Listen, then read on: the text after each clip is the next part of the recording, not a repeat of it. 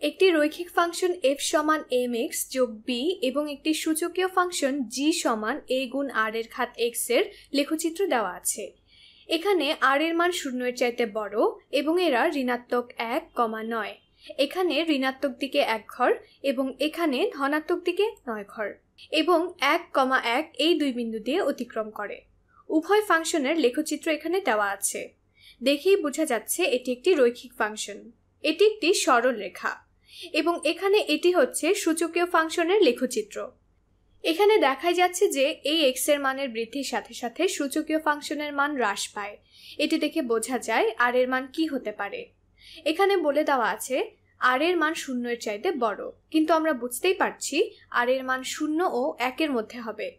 g এর ফাংশনের মানের দিকে খেয়াল করলেই দেখা যায় x এর মান যত বাড়ে ফাংশনের মান ততই 0 এর দিকে অগ্রসর হয়। এখন আমরা তাদের দেওয়া তথ্য মতে ছেদবিন্দু দুটি ব্যবহার করে আমরা এই দুই ফাংশনের সমীকরণ কি হবে তা বের করব। চলো প্রথমে রৈখিক ফাংশনের দিকে খেয়াল করি। তাহলে x এর ফাংশন mx যোগ b। এখানে সমীকরণের দুটি বিন্দু দেওয়া আছে। আমরা এই দুটি বিন্দু ব্যবহার করে সরলরেখার ঢাল বের করব। তাহলে এখানে ঢাল mx হলো x এর সাপেক্ষে y এর মানের পরিবর্তন। অনুভূমিক অক্ষের সাপেক্ষে লম্ব অক্ষের পরিবর্তনের হার। এখন এই দুই বিন্দুর দিকে খেয়াল করি। x এর মানের কি রকম পরিবর্তন হয়েছে? x এর মান পরিবর্তন হয়ে ঋণাত্মক 1 থেকে 1 হয়েছে। আমরা এভাবে চিন্তা করতে পারি যে আমরা শুরু করেছিলাম ঋণাত্মক 1 থেকে এবং শেষ করেছি 1-এ।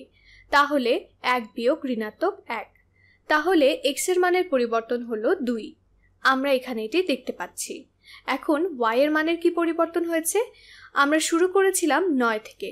অন্য রং দিয়ে লিখি, y এর মান শুরু হয়েছিল 9 থেকে এবং শেষ হয়েছে 1-এ। তাহলে শেষ মান 1। আমরা শুরু করেছিলাম 9 থেকে। 1 বিয়োগ 9 সমান ঋণাত্মক 8। ভালো মতো বোঝার জন্য আবার বলছি, x যখন 1 তখন y ও 1। x যখন ঋণাত্মক 1 তখন y হলো 9। আরেকভাবে চিন্তা করা যায় যেভাবে আমি এঁকেছি সে অনুসারে। সবশেষে x সমান 1 এবং y সমান 1। শুরুতে x ছিল ঋণাত্মক 1 এবং y ছিল 9। আমরা পার্থক্যগুলো নিয়ে পেলাম ঋণাত্মক 8 ভাগ 2 সমান ঋণাত্মক 4।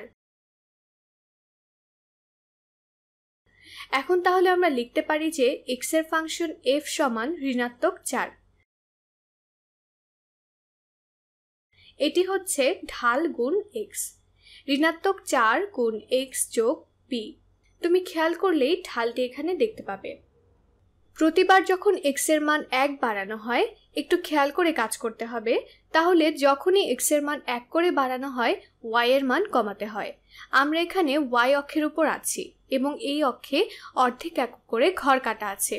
তাহলে যখনই x এর মান 1 ঘর করে বাড়ানো হয় তখনই y এর মান 4 ঘর করে কমাতে হয়। তাহলে এটা স্পষ্ট যে ঢালের মান ঋণাত্মক 4। এখন চলো বের করি b কি হবে। b এর মান বের করার জন্য আমরা এই দুটি বিন্দুর যে কোনো একটি ব্যবহার করতে পারি। সমাধান করার জন্য এই দুই বিন্দুর যে কোনো একটি নিয়ে তা থেকে x এর মান ফাংশনে বসিয়ে ফাংশনের মান বের করব এবং তা থেকে আমরা b এর মান বের করব।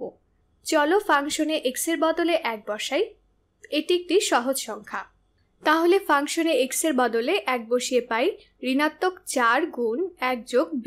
এখানে বলে দেওয়া আছে ফাংশনে x এর মান 1 হলে ফাংশনের মান হবে 1। তাহলে এই অংশটি আমরা লিখতে পারি ঋণাত্মক 4 গুণ 1 যোগ b সমান 1। উভয় পক্ষে 4 যোগ করি, তাহলে আমরা পাই b সমান 5। তাহলে আমরা পেলাম x এর ফাংশন f সমান 4x যোগ 5। তোমার কি মনে হয় x অক্ষে ছেদকের মান 5, এটা কি ঠিক আছে? লেখচিত্র দেখলেই বুঝতে পারবে যে এখানে y অক্ষে ছেদকের মান 5। আমরা এটি সমাধান করে ফেললাম।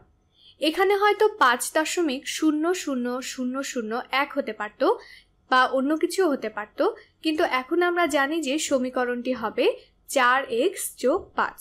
আমরা অন্যভাবেও বলতে পারতাম যে যদি ঢালের মান ঋণাত্মক 4 হয় এবং এই বিন্দুটিতে y এর মান 9 হয়, x অক্ষ বরাবর 1 ঘর উপরে গেলে y অক্ষ বরাবর 4 ঘর নিচের দিকে যেতে হবে। তাহলে আমরা পাবো যে y সমান 5। এটি হলো y অক্ষে ছেদকের মান। এখন চলো সূচকীয় ফাংশনের সমীকরণ বের করি। দুটি চলকের মান বের করার জন্য আমরা এই দুই বিন্দু ব্যবহার করতে পারি। উদাহরণস্বরূপ চলো এই প্রথম বিন্দুটি ব্যবহার করে দেখি কি পাওয়া যায়। তাহলে জি এর ফাংশনের এক্স এর বদলে ঋণাত্মক 1 বসিয়ে পাই a গুণ r এর ঘাত ঋণাত্মক 1। এখানে বলা আছে যে এই ফাংশনের মান 9। তাহলে আমরা লিখতে পারি যে a গুণ r এর ঘাত ঋণাত্মক 1 বা a ভাগ r সমান 9। আমরা উভয় পক্ষকে r দিয়ে গুণ করতে পারি, তাহলে বলা যায় a সমান 9r। এখন চলো অন্য বিন্দুটি ব্যবহার করি। এখানে বলা আছে g এর ফাংশনে x এর বদলে 1 বসিয়ে পাই a গুণ r এর ঘাত 1 বা a গুণ r। এটি সমান সমান 1 বা বলা যায় a গুণ r সমান 1। এখন এই তথ্যকে আমরা কিভাবে ব্যবহার করতে পারি? a সমান 9r এবং a গুণ r সমান 1। এখান থেকে আমরা কিভাবে a এবং r এর মান বের করব? এরা হয়তো রৈখিক সমীকরণ না, কিন্তু এদের সহজেই সমাধান করা সম্ভব। এর এই মানকে আমরা এই সমীকরণে প্রতিস্থাপন করতে পারি। এর বদলে 9r বসাবো আমরা। এই প্রথম সমীকরণ থেকে আমরা বলতে পারি a সমান 9r। তাহলে এখানে এর বদলে 9r। এখন 9r গুণ r সমান 1। বা আমরা লিখতে পারি, একটু নিচের দিকে লিখি, আমরা লিখতে পারি 9 গুণ r এর বর্গ সমান 1। উভয় পক্ষকে 9 দিয়ে ভাগ করি। r এর বর্গ সমান 1 ভাগ 9। এখন r এর মান কি হবে? এখানে উভয় পক্ষে ধনাত্মক এবং ঋণাত্মক বর্গমূল নিতে পারি, কিন্তু আমাদের বলে দেওয়া আছে যে r এর মান 0 এর চাইতে বড়, তাই আমরা উভয় পক্ষে শুধু ধনাত্মক বর্গমূল নেব। তাহলে আমরা পাই r সমান 1/3। এখন আমরা এই মানকে আগের যে কোনো একটি সমীকরণে প্রতিস্থাপিত করে a এর মান বের করতে পারবো। আমরা জানি a সমান 9 গুণ r, তাহলে 9 গুণ 1/3, a সমান সমান 3। তাহলে আমরা সূচকীয় ফাংশনকে x এর ফাংশন g সমান লিখতে পারি যে a বা 3 গুণ r বা 1/3 এর ঘাত x। বা অন্যভাবেও লেখা যায়, প্রথমে সূচককে লিখতে হয়। দেখো আমি আবার লিখছি, খেয়াল করো এখানে শুধু 1 এর উপর ঘাত 3 নয়, এখানে 1/3 এই পুরোটার ঘাত হলো 3।